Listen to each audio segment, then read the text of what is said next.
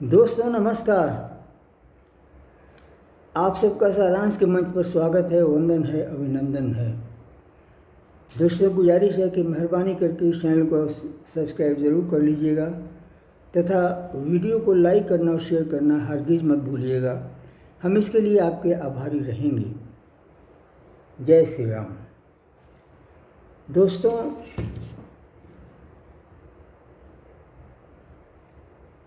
एक मशहूर शायर ने कहा है, तू इधर उधर की न बात कर, ये बता कि काफ़िले लुटे कहाँ। मुझे रहजनों से गिला नहीं, तेरी रहबरी का सवाल है। दोस्तों ये सवाल अक्सर लीडर, चूँकि इसमें शायर ने भी लीडर से ही क्वेश्चन पूछा है, हमें तुम्हारी लीडरशिप पे शक है। और ये फिर कंट्रोलिंग अथॉरिटीज़ लाइक एग्जीक्यूटिव के, गवर्नमेंट एंड जुडिशरी पर ये बातें लागू होती हैं। ये सवाल पूछना वाजिब बनता है। ऐसा कैसे है, अभी आइए मामले में देखें। भोजशाला के विषय पर सुप्रीम कोर्ट ने ऑर्डर पास किया है कि यहाँ नमाज नहीं पढ़ी जाएगी, यहाँ पूजा किया जाएगा।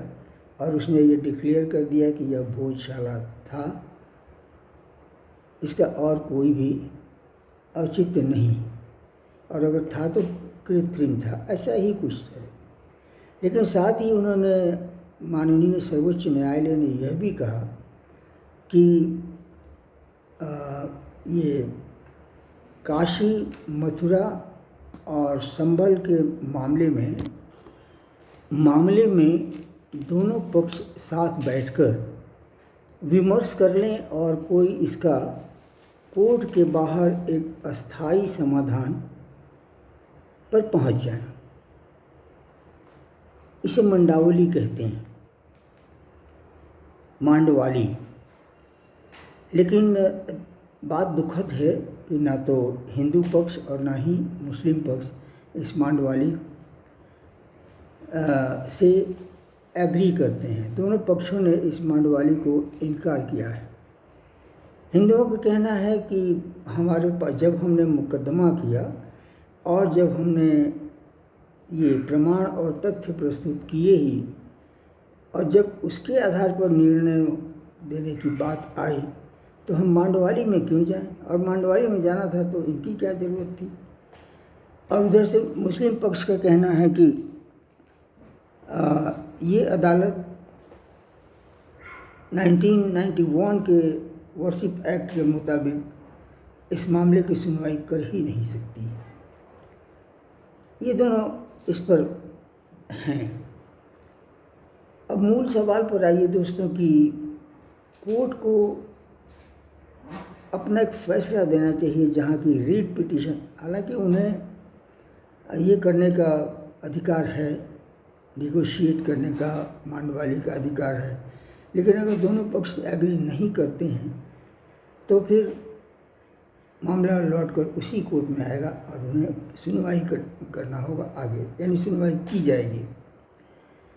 बात उस पर नहीं है, बात इस पर है कि न्यायपालिका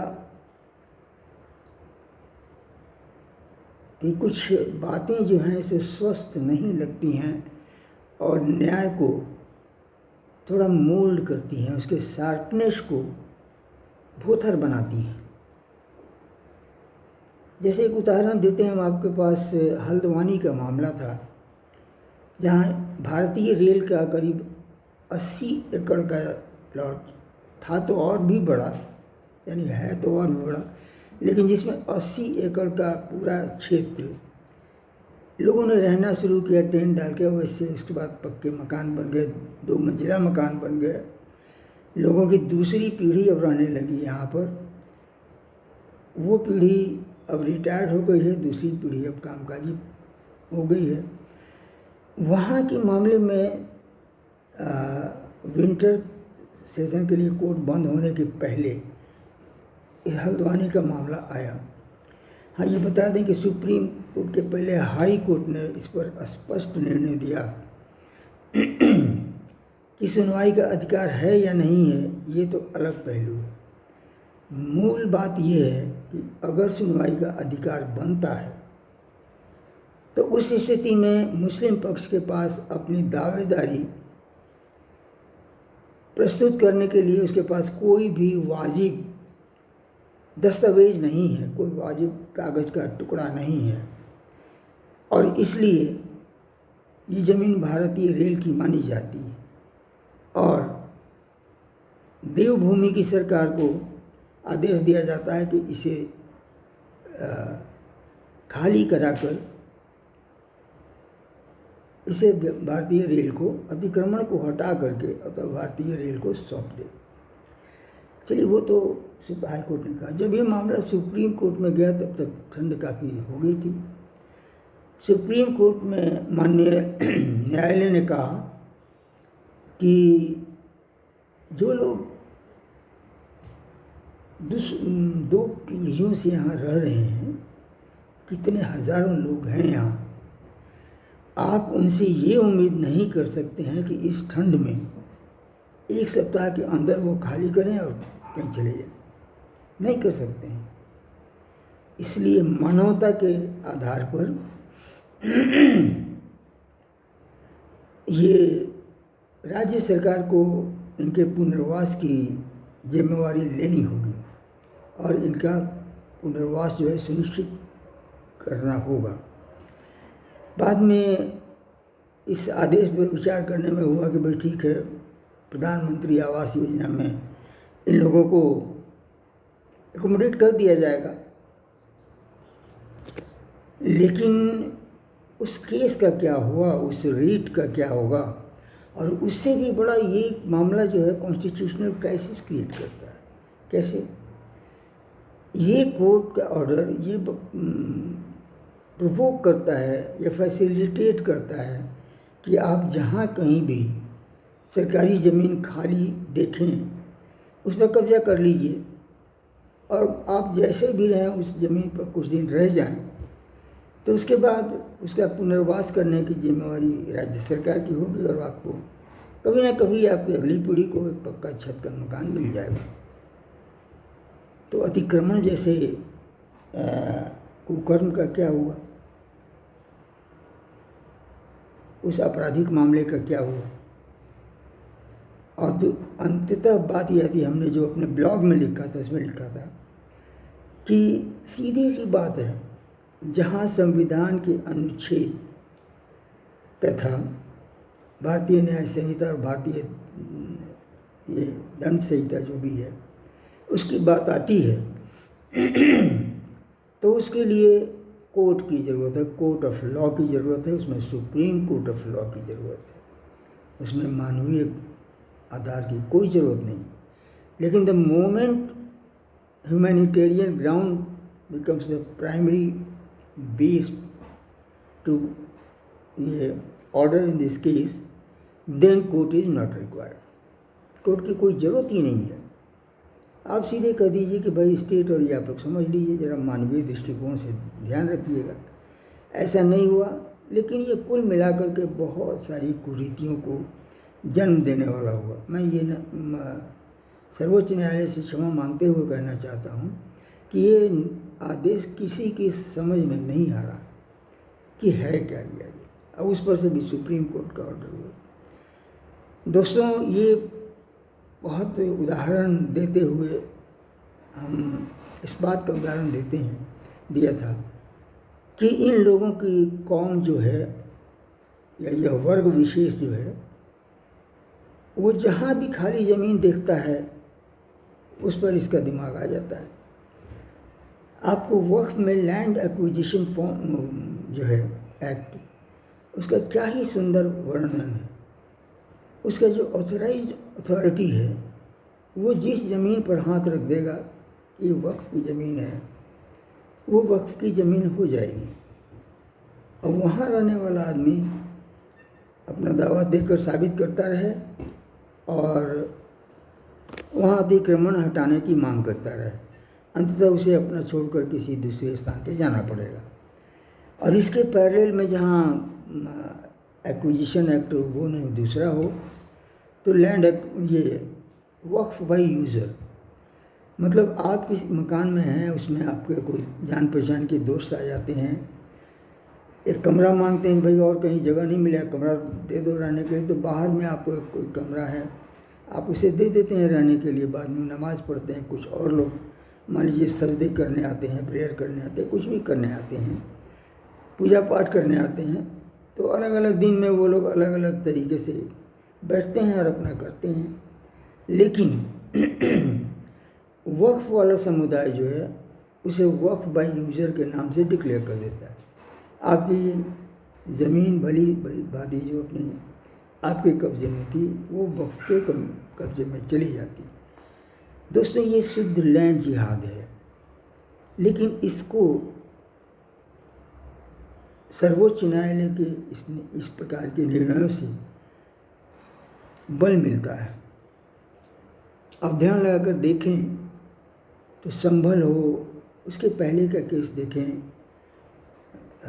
वाराणसी हो या मथुरा का, या किसी अन्य मस्जिद में शिवलिंग की बात हो, तो ये तो कहीं से कन्फ्यूज़न नहीं है कि अगर किसी मस्जिद में मंदिर के अवशेष मिलते हैं तो वो निश्चय ही मंदिर तोड़ करके बना है, क्योंकि यहाँ पर वास्तविक कब्ज़ा और मालिकाना हक हिंदुओं का रहा है। आप आक्रांता रहे हैं, और आक्रांताओं की जो भी संपत्ति है वो एक तरह से तो शत्रु संपत्ति होती है, वो राष्ट्र की संपत्ति है, वो जिसे चाहे उसे दे सकता है। लेकिन वो वक्फ का पेंच ऐसा लगा कि ये लोग वक्फ के द्वारा ये लोगों ने, लेकिन ये उन्होंने कैसे हो सकते हैं? अगर ये वक्फ की ज़मीन थी भी तो ये आपकी ज़मीन तो थी नहीं, तो आपने किस मेथड से एक्वायर किया? इस कानूनी दांव पेंच में नहीं जाकर मैं ये बताना चाहता हूँ कि उस समय भी, चूँकि उन समय सत्ता उनके हाथ में थी, उन लोगों का क्या करना था, मंदिर तोड़ करके मूर्तियों को तोड़ दो, अपवित्र कर दो और उस पर एक मीनार डाल दो और मस्जिद घोषित कर दो।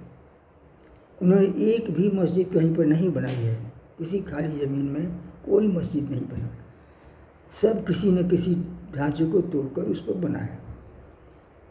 क्योंकि अब जैसे कुछ लोग विवाद के तौर पर कहते हैं कि भाई ये कैसे होगा, भैया तो हर मस्जिद में शिवलिंग ढूंढना क्या ज़रूरी है? क्यों नहीं, आओ तुम हमारे मंदिर में कोई मस्जिद ढूंढो, और अगर तुम कोई ये मज़ार ढूंढ लेते हो उसे खोदो, अगर इंसान के कुछ अवशेष मिलते हैं तो तुम्हारा, नहीं तो हमारा। लेकिन ये बातें मतलब झंझट और झगड़े की बातें हो रही। सीधी सी बात ये है कि ये हिंदुओं को अपमानित करने के लिए ये बनाए गए, जिस पर कि अवैध रूप से इन्होंने अपना कब्जा मालिकाना बना लिया। और उसके बाद एक कानून आता है इनके फेवरेट गवर्नमेंट का, जो 1991 में कहता है कि अब के बाद से जो कुछ भी ढांचा है उसका जो स्वरूप 1947 को था उसी स्वरूप में रहेगा। मतलब साफ है, मुग़ल काल की जो कुछ भी विकृतियां उत्पन्न की गई हैं, यानी आक्रांताओं के शासनकाल के अवशेष जो बचे हैं वे उसी तरह से रहेंगे और उसे हिंदू अपनी छाती पर लेकर के ढोएंगे। ये कहाँ का इंसाफ है? और वो भी उस ज़मीन पर जो ज़मीन हिंदुओं की थी। आक्रांता तो लौट गए, अब ये ज़मीन आज़ाद है 1947 से, और यहाँ वो आप कानून लगाते हैं। दोस्तों, इस तरह से मामला तो ये बनता ही है, इसमें सूझबूझ और समझबूझ की क्या बात। लेकिन एक बात और है, माननीय न्यायालय ऐसा लगता है कि इस्लाम नहीं जानने का दिखावा करते हैं, क्योंकि आप पूछ करके देखें कि क्या जो मोमिन साहिबान हैं वो काफिरों के साथ बैठकर कोई सुलह विचार करेंगे? काफिर तो नीच होते हैं, घृणित होते हैं, शत्रु होते हैं, इसलिए वे काफिर हैं।